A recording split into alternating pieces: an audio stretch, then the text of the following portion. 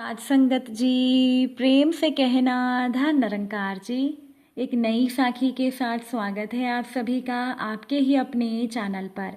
आज की साखी का विषय है गुरु और भगवान में अंतर।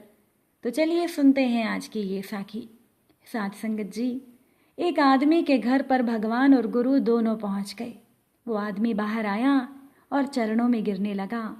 वो भगवान के चरणों में गिरा तो भगवान ने कहा, रुको, पहले गुरु के चरणों में जाओ।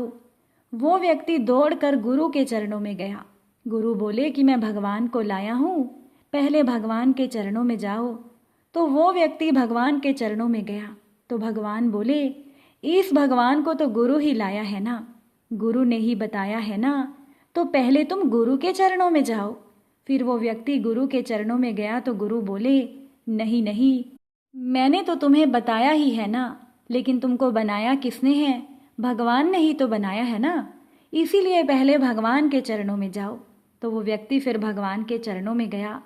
भगवान बोले, रुको, मैंने तुम्हें बनाया ये सब ठीक है, तुम मेरे चरणों में आ गए हो, लेकिन मेरे यहाँ न्याय की पद्धति है।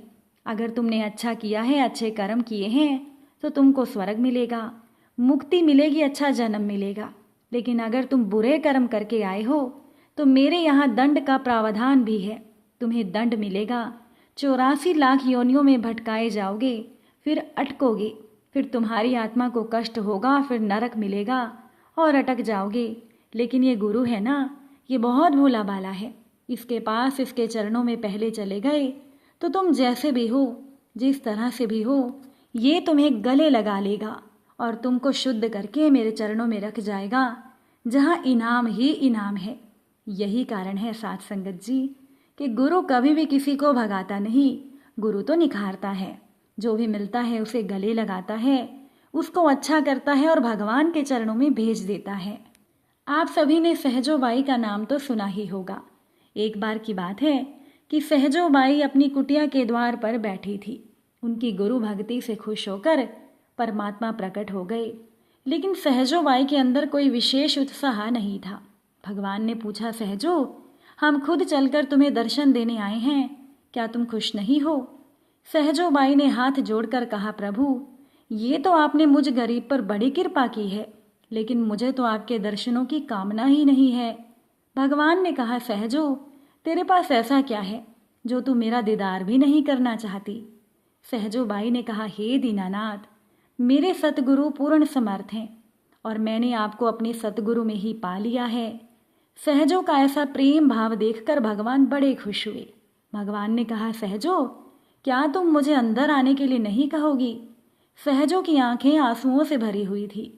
बोली, हे प्रभु, मेरे कुटिया में तो केवल एक ही आसन है और उस पर मेरे सतगुरु ही विराजते हैं। क्या आप भूमि पर बैठकर मेरा आतिथ्य स्वीकार करेंगे? भगवान ने कहा, तुम हमें जहाँ भी प्यार से बैठाओगी हम बैठ जाएंगे। इसके बाद सचमुच भगवान भूमि पर बैठ गए। भगवान ने कहा, सहजो, मैं जहाँ भी जाता हूँ कुछ ना कुछ देता ज़रूर हूँ, ऐसा मेरा नियम है, इसीलिए तुम भी कुछ भी मांग लो। सहजो ने कहा, प्रभु, मेरे जीवन में कोई कामना नहीं है, मुझे तो कुछ भी नहीं चाहिए। भगवान ने कहा, फिर भी कुछ मांग लो। सहजो ने कहा, हे प्रभु, आप तो स्वयं एक दान हो, जिसे मेरे दाता सतगुरु अपने भक्तों को जब चाहे दान में देता है। आपने तो प्राणी को जन्म मरण, रोग भोग, दुख सुख में उलझाया, और ये तो मेरे सतगुरु दीनदयाल ने कृपा करके हमें विधि बताकर, शरण में आए हुए को सहारा देकर, उसे निर्भया बनाकर उस द्वंद्व से छुड़ाया। भगवान मुस्कुराते हुए बोले, सहजो, आज मुझे कुछ सेवा दे दे। सहजो ने कहा, प्रभु, एक सेवा है, मेरे सतगुरु आने वाले हैं, जब मैं उन्हें भोजन कराऊं तो क्या आप पीछे खड़े होकर चंवर डुला सकते हैं? प्रभु ने सहजोबाई के गुरु संत चरणदास पर चंवर डुलाया था। साध संगत जी, ये होता है सतगुरु के प्रति सच्चा समर्पण। गुरु और भगवान का स्थान कहाँ है, ये समझे बिना उनसे मिला हुआ ज्ञान समझना असंभव ही है। एक राजा था जिसे पढ़ने लिखने का बहुत शौक था। एक बार उन्होंने मंत्री परिषद के माध्यम से अपने लिए एक शिक्षक की व्यवस्था की। वो शिक्षक राजा को पढ़ाने के लिए आने लगा। राजा को शिक्षा ग्रहण करते हुए कई महीने बीत गए, लेकिन राजा को कोई लाभ नहीं हुआ। अब गुरु तो रोज मेहनत करता था, परंतु राजा को उस शिक्षा से फायदा ही नहीं हो रहा था। राजा बड़ा परेशान। गुरु की प्रतिभा और योग्यता पर सवाल उठाना भी गलत था, क्योंकि वो गुरु बहुत ही प्रसिद्ध और योग्य थे। आखिर में एक दिन रानी ने राजा को सलाह दी कि राजन, आप इस सवाल का जवाब गुरुजी से ही पूछ कर देखिए ना।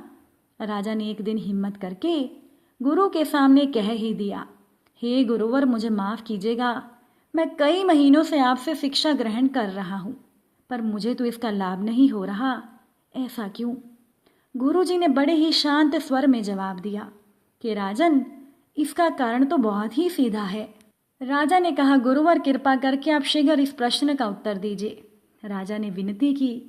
गुरु ने कहा, राजन, बात बहुत छोटी है, परंतु आप अपने बड़े होने के अहंकार के कारण इसे समझ नहीं पा रहे और इसी वजह से आप परेशान और दुखी हैं। माना कि आप एक बहुत बड़े राजा हैं, आप हर दृष्टि से मुझसे पद प्रतिष्ठा में बड़े हैं, परंतु यहाँ पर आपका और मेरा रिश्ता एक गुरु और शिष्य का है। गुरु होने के नाते मेरा स्थान आपसे ऊंचा होना चाहिए, परंतु आप स्वयं ऊंचे सिंहासन पर बैठते हैं और मुझे अपने से नीचे के आसन पर बैठाते हैं। बस यही एक कारण है जिससे आपको ना तो कोई शिक्षा प्राप्त हो रही है और ना ही आपको कोई ज्ञान मिल रहा है। आपके राजा होने के कारण मैं आपसे ये बात नहीं कह पा रहा था। कल से अगर आप ऊंचे आसन पर मुझे बैठाएं और स्वयं नीचे बैठें तो कोई कारण ही नहीं कि आप शिक्षा प्राप्त ना कर पाएं। राजा की समझ में सारी बात आ गई। राजा ने तुरंत ही अपनी गलती को स्वीकारा और अपने गुरु से उच्च शिक्षा प्राप्त की। साथ संगत जी, इस छोटी सी साखी का सार तो केवल इतना ही है कि हम रिश्ते, नाते, पद या धन वैभव किसी में भी कितने ही बड़े क्यों ना हो जाएं, हम अगर अपने गुरु को उनका उचित स्थान नहीं देते तो हमारा भला होना तो बहुत ही मुश्किल है। और यहाँ स्थान का मतलब केवल ऊंचा या नीचा बैठने से नहीं है। इसका सही अर्थ है कि हम अपने मन में गुरु को क्या स्थान दे रहे हैं। क्या हम सही मायने में उनको सम्मान दे रहे हैं या स्वयं के ही श्रेष्ठ होने का घमंड कर रहे हैं? अगर हम अपने गुरु या शिक्षक के प्रति ये भावना रखेंगे तो हमें उनकी योग्यताओं एवं अच्छाइयों का कोई लाभ नहीं मिलने वाला। और अगर हम अपने गुरु का आदर करेंगे, उन्हें महत्व देंगे, तब हमें गुरु का आशीर्वाद सहज ही प्राप्त होगा। उम्मीद करती हूँ कि आज की ये साखी आपको ज़रूर पसंद आई होगी।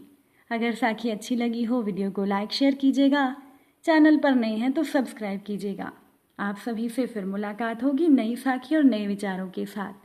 साथ संगत जी, प्यार से कहना, धन निरंकार जी।